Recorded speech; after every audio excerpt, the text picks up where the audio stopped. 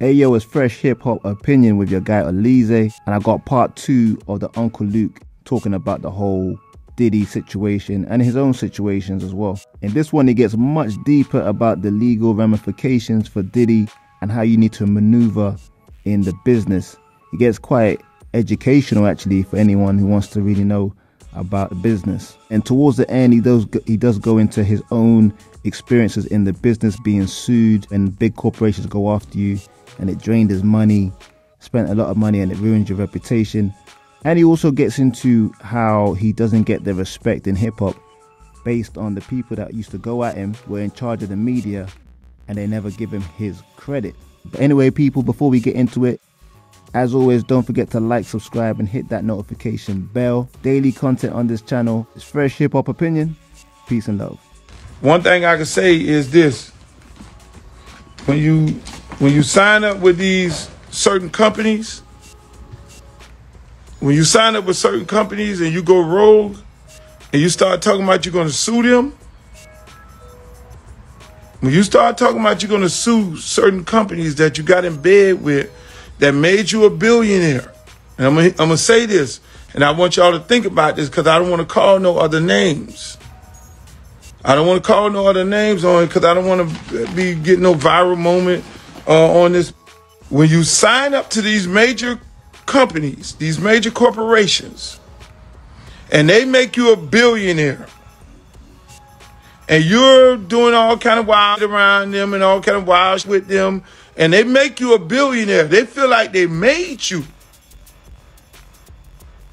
They feel like they made you. So when you go rogue and you get to the point where you go to talking shit about suing them and acting like and talking all that wild shit about you this and you that, and you suing them and they treating you some kind of way, and when you go rogue, them people coming.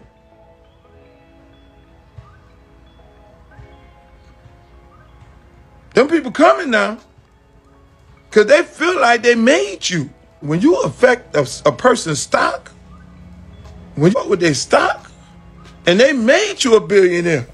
They made you. They look at you and say, you ain't sold that many records to make you a billionaire. You ain't sold that many things to make you a billionaire. We partnered up with you using your name and likeness and your brand, and you made millions. We made you a billionaire. And when you go to talking that wild shit, when you go to talking that wild shit, they will break you. I'm telling y'all some good shit. Think about the guys who done got on this app and talk about these people and their nationality. And talk about the other guys who were in the room that they made billionaires, and now you out the room and you want to talk shit about the dudes that's in the room and the people who made all these people. I'll give you some good information. See, you have a choice to go up in that room to sell your soul to the devil. I never took that choice. I never made that choice, people. I never even took that. Yeah, they're going to give you the millions. They're going to give you the billion. But when you can start thinking it's really about you, they will humble your ass so fast, it'll make your head spin. Think about it. Think about the guys right now who are going through this right now, who was way up here. But they can't even. They chopped them down so bad, and they went out to these major corporations who put billions in their pocket, and they thought it was about them. Those people are going to come after you, and they're going to take you down. And they are more deep into politics than you may think about it. These people own senators. They own congressmen. They own judges. They own congressmen and senators who get judges nominated, who get federal judges nominated.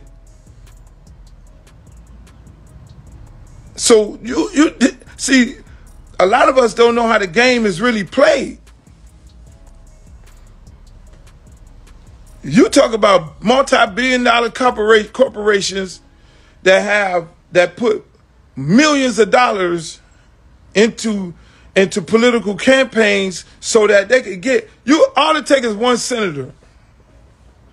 All it takes is one senator. You go around with one major corporation. Half of these brothers consult with me before they go to acting crazy. They could save millions and millions of dollars. And I might need to open up me a consulting firm called Captain Saver.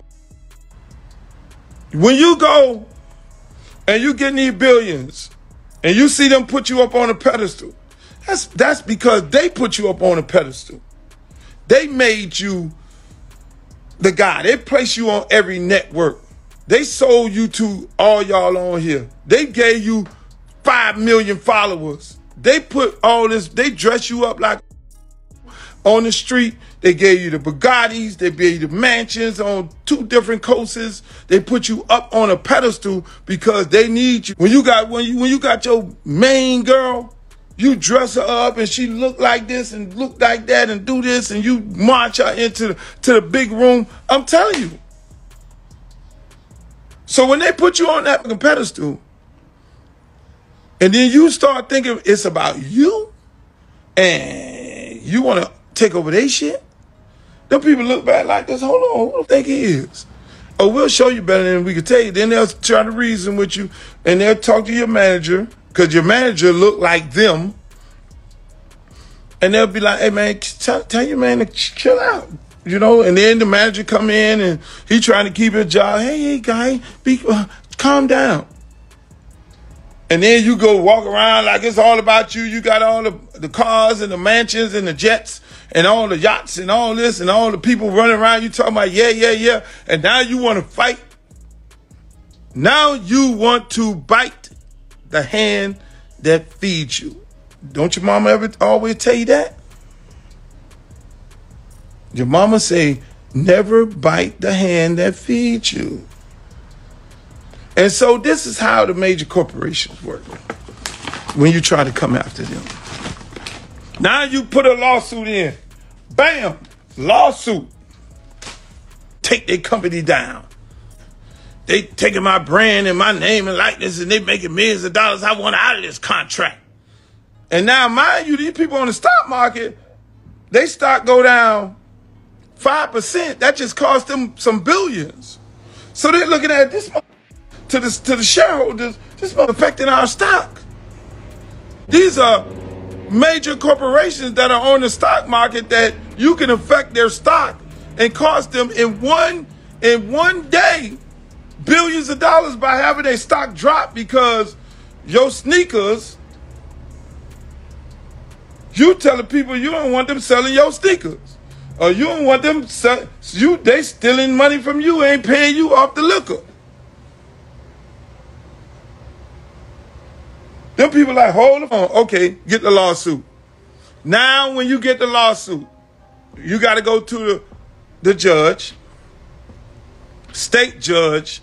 They definitely own the state judge because they're going to buy up the #1 law firm who put the most money into the state judge, into the local judge campaign to make him the local judge. Big bank take little bank. It goes back to CeeLo. The federal judge, they're going to then find out what senator and congressman that called the president to say, I need an appointment for my federal judge, because how do you get an appointment for a federal judge is because I'm a major donor. And hey, man, I got a friend of mine that's a judge, man, on the circuit level. Man, I would love for him to be a federal judge, and I'm going to max out in your campaign. Matter of fact, I'm going to generate a couple $100,000 or $1 million to put in your campaign. You win the seat. You then call up the president. President then say, hey, look here, man, nominate this motherfucker right here. They start the smear campaign because they down with the media. They got to smear you before you go into the courtroom of your peers. They go, okay, we can't settle with this dude. We'll have no voice of reason. He want to act crazy. Now we're going to go after you. Now we're going to call up our same senator Hey, man, I need you, man, go issue a search warrant, man. I need you to drag this. In the hood, that's what we call it. I want you to drag his ass. I want you to have all kind of allegations. So by the time he come in this courtroom, he gonna wish he know we're gonna take every fucking dime you got. Cause we made you. You didn't make us. God damn it. I'm gonna break your ass down to the lowest term. That's how this shit go, boss. So when you with them people that put that bread in your pocket that made you, they're gonna take you down to the lowest terms. Sound like the movie Scarface. Bingo. That's how they do. So you go, they done smeared your name. By the time you get in the courtroom, you lost already because you're sitting up there with a jury looking at you like you're and you probably ain't never touched a in your life. And you're trying to sue this major corporation, this major respectable corporation, and they're going to say how many people they employ, how many people, and half the people on the jury drink they half of the people on the jury, children walking around with their paraphernalia on. You get ready to sue them, and they done made you, through the media, they done made you a crazy man, and they done made you everything that you're not. Never bite the hand that feeds you. So now when you walk up in that room and you make the deal, you cut the deal with the devil, and then you got one more. He want to talk about everybody else who's still in the room. You know. That's why I be sitting there looking at that shit. I'm like, he telling on everybody. Now you really went rogue. So then now when you tell a dude, hey man, I need a feature. Hold on, no feature with you, boss. No, you fucking what? Feature? Hold on, sample? No, bro, you can't even sample my shit. I don't want no. That's how this thing go. I'm giving y'all some good shit. They go like, oh no. I know I can't clear the track. I don't want that heat. You got to get involved in the political process. Because one call to one senator that I made a donation to can get your house raided. One call to one senator can get you. I'm not even talking about R. Kelly. So we ain't even getting ready to do that. That's why when you see these politicians and you go to the judge, that's why y'all see people get off. And y'all be like, man, he did the same crime my homeboy did. Well, your homeboy ain't got no money. And the kid who did the same crime you did, his daddy got some money. And his daddy gonna hire the number one law firm. And the law firm that his daddy hired is a law firm who's affiliated with the judge. Who's good friends with the judge, who go over to the judge's house. And then when they go into the hearing, the judge then say, I want to disclose something that I do go to attorney Bob Swinger's house for Christmas every year. Him and my wife celebrate. So if you guys want to recuse me, or if you want to file a motion to change a venue or change a judge, and then the prosecutor say, no, because the prosecutor one day wants to be sitting on the side of the defender. And the public defender, same thing. Ain't trying to be getting no $30,000 a year as a prosecutor and a public defender. So he inspired to do what? Work at the major law firm to then get the big bucks. That's how that shit work. So the shit is all rigged before you get in there. So that's why the guy who got money can get off. And the guy who don't have the money got to be like, and they're going to put the guy who don't have no money in jail because they got to meet their quota of putting people in jail for the same crime. I'm trying to tell you. I know, yes, the truth hurt, 305. I'm giving y'all how that shit really go. That's why they came after my black ass. It was like, hey, man, yes, did I spend millions of dollars in defending myself? Yes, did they smear my name? Yes, did I get blackballed? That's why I love doing all these stories right now.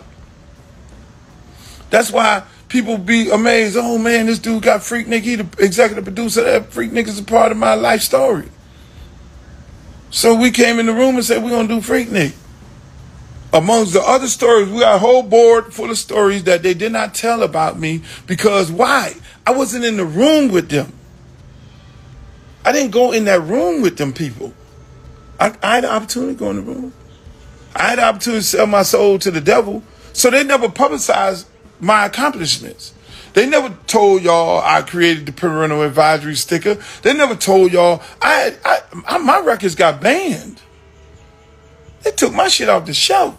They were trying to drain me. Did they take a lot of my life savings? Yes, they did. They were trying to drain me. There was, I guess, 2 different ways to take a motherfucker down. We could take you down by tying you up in court. Tying you up in court. We could take you down by draining you, by going to court and taking you and trying to suck you, drain you dry.